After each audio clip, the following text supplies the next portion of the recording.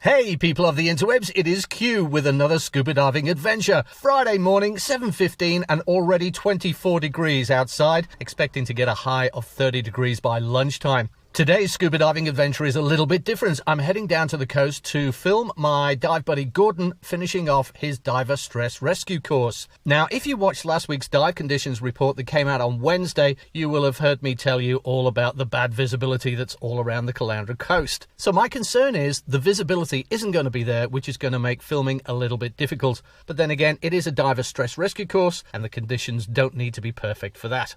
So I guess we'll find exactly how things are going to turn out once we get down to the coast.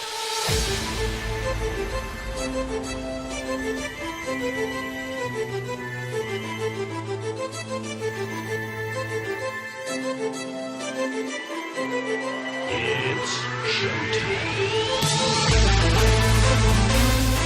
The visibility at our usual dive spots was non-existent, so we chose a new spot on the Pumicestone Passage at Golden Beach. Gordon, of course, was the student, Ian was the instructor, and Pete in the red bandana was going to be the stunt double in need of rescue. The visibility at the dive spot we chose was meagre, to say the least, and the bad conditions were compounded by the fact there was still around about 2 knots of current running through the Pumicestone Passage on the incoming tide. But we carried on regardless. The Diver Stress Rescue course is made up of a series of scenarios where a diver is in need of assistance either on the surface or on the bottom, and various rescue methods are implemented to bring the diver safely back to the shore. The first scenario was a panicked diver on the surface who could be reached by throwing them a buoyancy device attached to a rope. And you can see by the way Pete is drifting along in relation to the moored catamaran that the current is still running quite strong. Next, Pete and I descended and dug ourselves in at the bottom, and I literally mean dug in. The current was still running as strong on the bottom as it was on the top. And so we buried a hand into the sand as much as we could to act as an anchor. Now in this scenario, Gordon was meant to come from the surface, find the diver in need of rescue on the bottom, and bring him up to the surface and take him to the shoreline. So Pete and I waited. And we waited.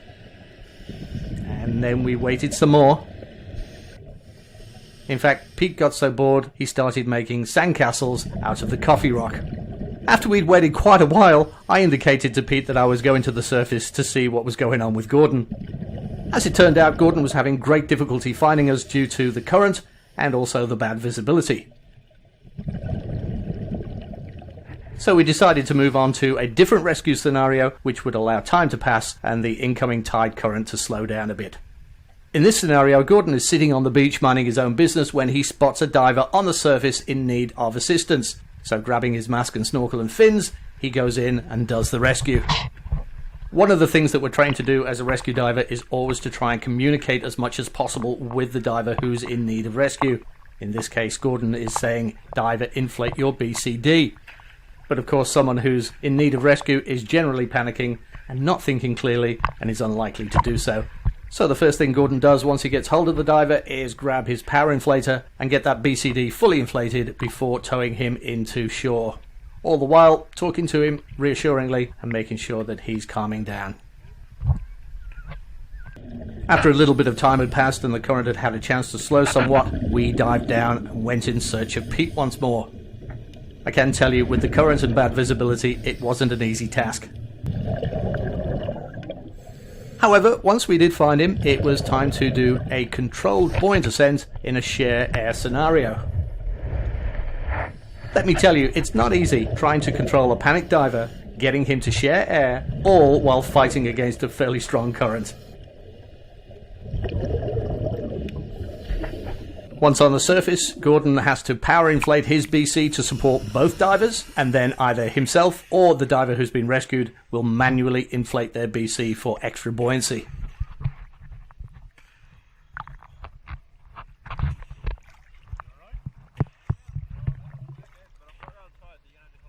The next scenario is a panicked swimmer or diver on the surface.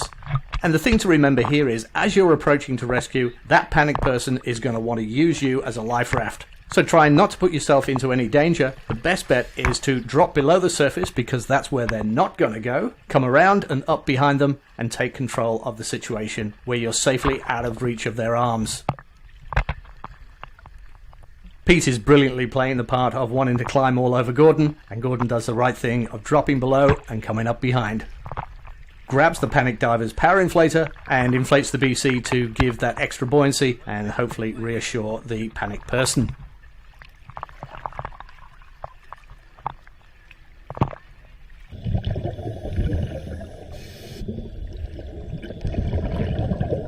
The next scenario involves finding an unconscious diver on the bottom who needs to be taken to the surface in a controlled ascent and then of course taken to the safety of the shoreline.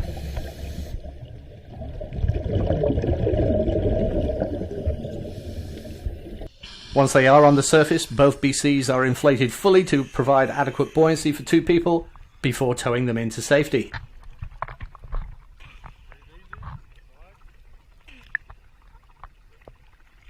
Then it's a question of getting them out of the scuba gear and beginning CPR.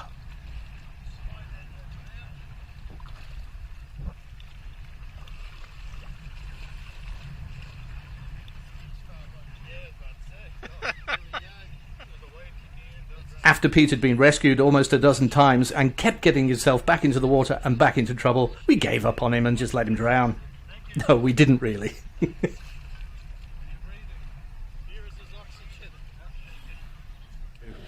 If you enjoyed this video, leave a like and don't forget to subscribe to the YouTube channel to see more scuba diving adventures. Thanks for watching and take it easy. So Mr. G, some final thoughts after your course. Wahoo! Was it fun? Oh yeah.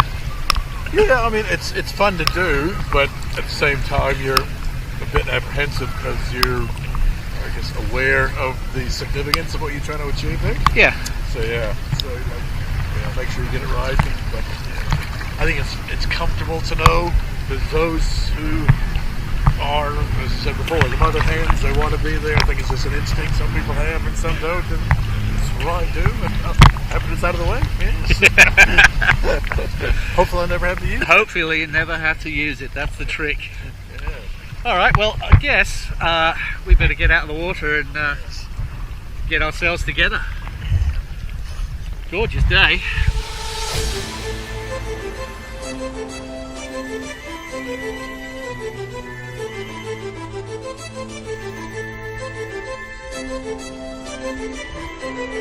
It's showtime.